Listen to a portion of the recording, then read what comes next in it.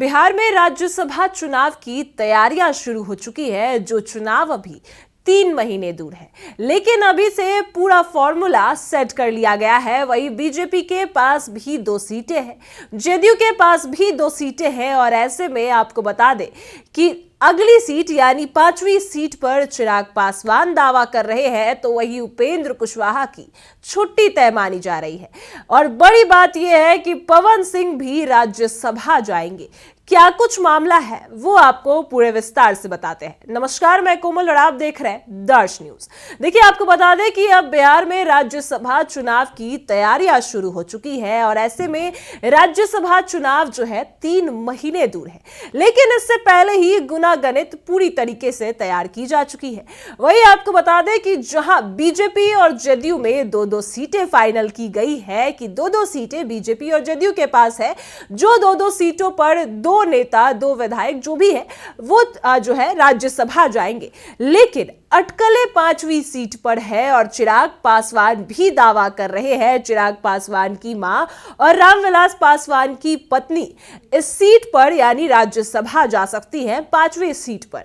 वहीं उपेंद्र कुशवाहा की इस बार राज्यसभा में एंट्री नहीं होगी, उनकी छुट्टी भी तय मानी जा रही है। आपको बता दें कि जहां अब जो अटकलें चल रही है बिहार में राज्यसभा चुनाव की जो बिसात है वो बिछनी शुरू हो गई है और सबसे ज्यादा चर्चा जो हो रही है वो रामविलास पासवान की पत्नी एलजेपीआर सुप्रीमो चिराग पासवान की मां रीना पासवान की है। वही उपेंद्र कुशवाहा एक बार फिर से राज्यसभा में रिपीट होना इस बार उनका मुश्किल लग रहा है, क्योंकि वही हाल में बीजेपी के राष्ट्रीय कार्यकारी अध्यक्ष बने नितिन नवीन राज्यसभा जाना तय माना जा रहा है।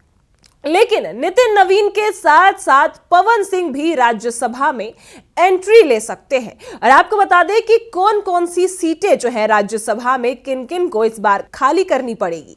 आपको बता दें कि 9 अप्रैल 2026 को बिहार से राज्यसभा की 5 सीटें खाली हो रही है और इन्हीं 5 सीटों पर जो है नए लोग जो है नए नेता उतारे जाएंगे। जिन 5 नेताओं का कार्यकाल पूरा हो रहा है उसमें आरजेडी के प्रेमचंद्र गुप्ता, एडी सिंह, जेडीयू के हरिवंश नारायण, रामनाथ ठाकुर और राष्ट्रीय लोक मोर्चा के राष्ट्रीय अध्यक्ष उपेंद्र कुशवाहा शामिल हैं। वहीं आपको यह भी बता दें कि बीजेपी जेडीयू के हिस्से में 2-2 सीट फाइनल हो चुकी है। राज्यसभा चुनाव में एक सीट के लिए इस बार कम से कम 41 विधायकों का समर्थन जरूरी है। दरअसल इसके लिए यह फॉर्मूला है कि जितनी सीटों पर चुनाव होना है उसमें एक जोड़कर इस विधानसभा की कुल सीटों से डिवाइड जो है वो किया गया है। हम आपको इसका पूरे विस्तार से बताते हैं। देखिए, जहां विधानसभा की कुल सीटें 243 है, जिसमें से 6 से उनको भाग दिया गया और 40.5% आता है, यानी कि 41 विधायक जो है एक सीट पर 41 विधायकों का समर्थन जरूरी है।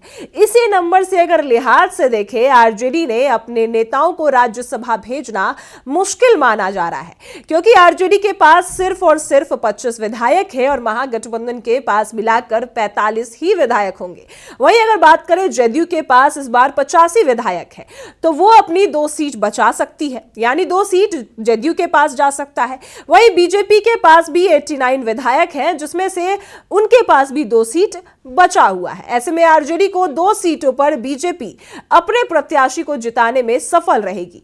वहीं आपको बता दें कि भाजपा के कोटे से अगर बात करें तो बांकीपुर के विधायक और पूर्व मंत्री नितिन नवीन अब बीजेपी के शीर्ष नेता हैं और उन्हें बीजेपी का राष्ट्रीय कार्यकारी अध्यक्ष भी बनाया गया है। ऐसे में कार्यकारी अध्यक्ष बनने के 2 दिन बाद उन्होंने बिहार कैबिनेट यानी मंत्री पद से भी इस्तीफा दे दिया और बीजेपी सूत्रों की माने तो अब वे विधायकी से इस्तीफा देकर राज्य की राजनीति को अलविदा कह सकते हैं और राज्य की जगह केंद्र की राजनीति में अपना मुकाम हासिल करेंगे। वहीं बीजेपी की बात करें तो बीजेपी सबसे बड़ी पार्टी बनकर उभरी थी, तो राज्यसभा इस बार बीजेपी अपने 2 नेताओं यानी 2 लोगों को भेज सकती है, जिसमें पहला नाम जिसका तय माना जा रहा है वो है नितिन नवीन, जिसको इस बार बड़े पद मिले हैं, जो है राष्ट्रीय कार्यकारी अध्यक्ष बनाया गया है। तो ऐसे में नितिन नवीन का राज्यसभा जाना लगभग तय माना जा रहा है। लेकिन दूसरा नाम है पवन सिंह का। आपको बता दें कि पवन सिंह चुनाव में स्टार प्रचारक रहे और बीजेपी के लिए धुआंधार प्रचार किया। तो कहीं ना कहीं अब ये भी बातें सामने आ रही है कि पवन सिंह भी राज्यसभा जा सकते हैं बीजेपी की दूसरी सीट पर। यानी पवन सिंह भी इस रेस में है, लेकिन उपेंद्र कुशवाहा इस रेस में नहीं है। वहीं आपको बता दें कि बीजेपी नेता जो इस सवाल को सबसे ज्यादा पूछते हैं वो यही है कि लोकसभा चुनाव के दौरान पवन सिंह और बीजेपी का रिश्ता बिगड़ा, लेकिन विधानसभा चुनाव में पवन सिंह भाजपा में शामिल हुए और धुआंधार प्रचार किया। तो इस वजह से यह तय माना जा रहा है कि पार्टी उनको भी बड़ा पद दे सकती है। और चुनाव से ठीक पहले बात बता दें आपको कि बीजेपी के सीनियर लीडर सांसद मनोज तिवारी ने भी कहा था कि पवन सिंह के लिए सब कुछ तय है। हालांकि ना पार्टी नेता और ना पवन सिंह इस पर अभी तक कुछ स्पष्ट बयान देते नजर आए, लेकिन पवन सिंह भी राज्यसभा जा सकते हैं। वहीं आपको बता दें कि जदयू कोटे की बात करें तो जदयू कोटे से जो संशय है वो अभी भी बरकरार है। रिपीट भी हो सकते हैं या फिर किसी और को राज्यसभा भेजा जा सकता है। आपको बता दें कि जदयू में जिन दो नेताओं का कार्यकाल पूरा हो रहा है उनमें राज्यसभा के उपसभापति हरिवंश नारायण सिंह और केंद्रीय मंत्री रामनाथ ठाकुर का नाम है। और दोनों पार्टी के सीनियर लीडर हैं, नीतीश कुमार के करीबी है और पार्टी के तरफ से दोनों दो बार राज्यसभा जो है वो भेजे जा चुके हैं। ऐसे में नीतीश कुमार की बातें हैं कि 2 बार से ज्यादा किसी नेता को बहुत कम बार राज्यसभा भेजा गया, लेकिन इस बात पर अभी भी संशय बरकरार है। लेकिन बड़े पद पर होने और सीएम के करीबी होने के कारण यह चर्चा है कि ये दोनों नाम फिर से रिपीट किए जा सकते हैं। लेकिन अटकलें हैं 5वीं सीट पर। 2 सीट तो जदयू के पास है, 2 सीट बीजेपी के पास है। जहां 2 सीट बीजेपी के पास है जिसमें से नितिन नवीन और पवन सिंह राज्यसभा भेजे जा सकते हैं। वहीं जदयू की बात करें तो जदयू के जो संशय अभी है बरकरार है कि हरिवंश है और रामनाथ ठाकुर, ये दोनों रिपीट भी किए जा सकते हैं या फिर किसी और को राज्यसभा भेजा जा सकता है। लेकिन 5वीं सीट जो राज्यसभा की है उस पर अटकलें तेज है, क्योंकि चिराग पासवान की मां जो रीना पासवान है, चिराग पासवान दावा कर रहे हैं कि उनको राज्यसभा भेजा जाए।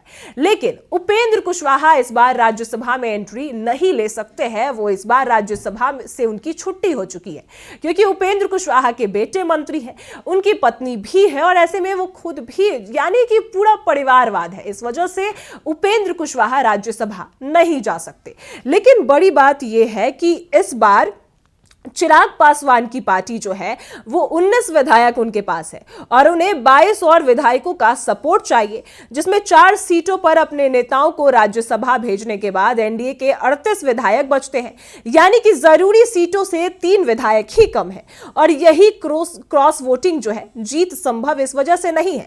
लेकिन यही है चिराग पासवान की इस वजह से ही परीक्षा होगी और मीडिया रिपोर्ट्स के हवाले ये दावा करते नजर आए हैं कि मां के लिए राज्यसभा की एक सीट की डिमांड कर रहे हैं चिराग पासवान और उनका यह दावा अब भी बरकरार है। वहीं आपको बता दें कि ऐसे में अगर उन्हें 5वीं सीट ऑफर की जाती है तो एनडीए के साथियों को भी मनाना पड़ेगा, बल्कि विपक्षी खेमे से भी 3 विधायकों को जुगाड़ करना पड़ेगा।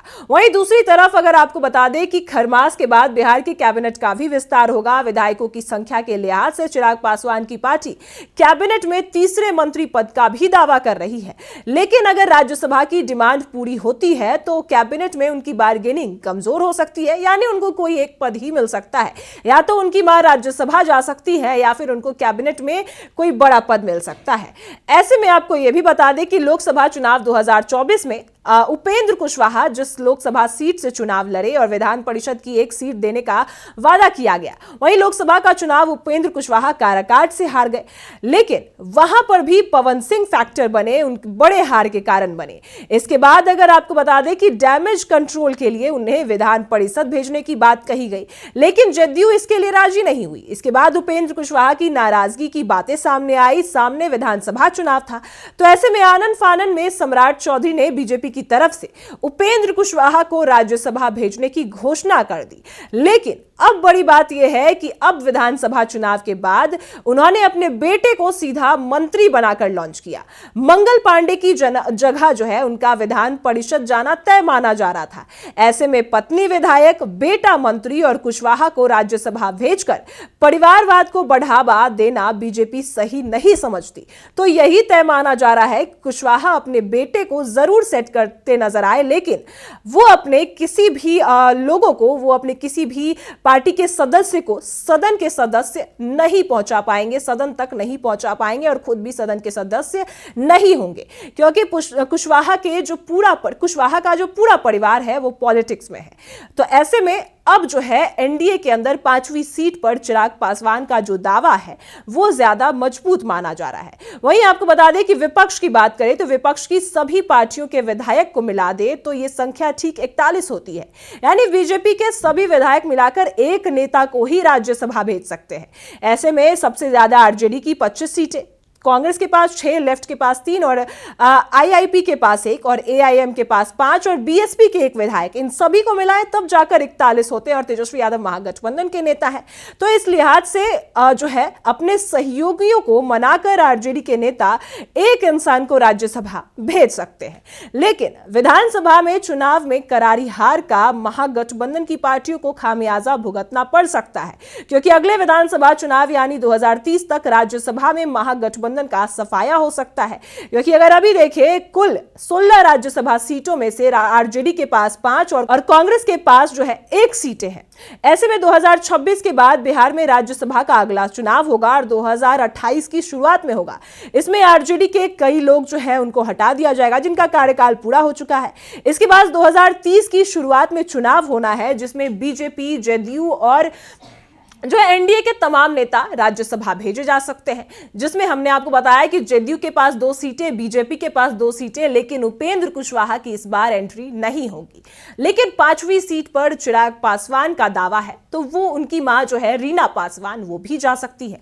लेकिन अगर बात करें विपक्षी दलों की तो विपक्षी दल की इस बार करारी हार के बावजूद इस बार उनके पास एक नेता ही जो है वो राज्यसभा जा सकते हैं, वो भी तब जब बीएसपी, एआईएमआईएम को तेजस्वी यादव जोड़ लेते हैं, तब जाकर उनके पास 41 विधायक होंगे, जिस वजह से उनके पास 1 सीटें ही हो पाएंगे और एक नेता को ही राज्यसभा भेज पाएंगे। आपको बता दें कि 3 महीने बाद ही राज्यसभा के चुनाव हैं और ऐसे में अभी से ही गुनागणित जो है वो किया जा रहा है। बीजेपी अपनी ओर से नितिन नवीन और पवन सिंह, तो वहीं जेडीयू अपनी ओर से हरिवंश और रामनाथ ठाकुर को भेजेंगे और जेडीयू में अभी भी संशय बरकरार है। इनको रिपीट भी किया जा सकता है क्योंकि ये दोनों नाम हरिवंश और रामनाथ ठाकुर 2 बार रिपीट किए जा चुके हैं, 2 बार राज्यसभा भेजे जा चुके हैं।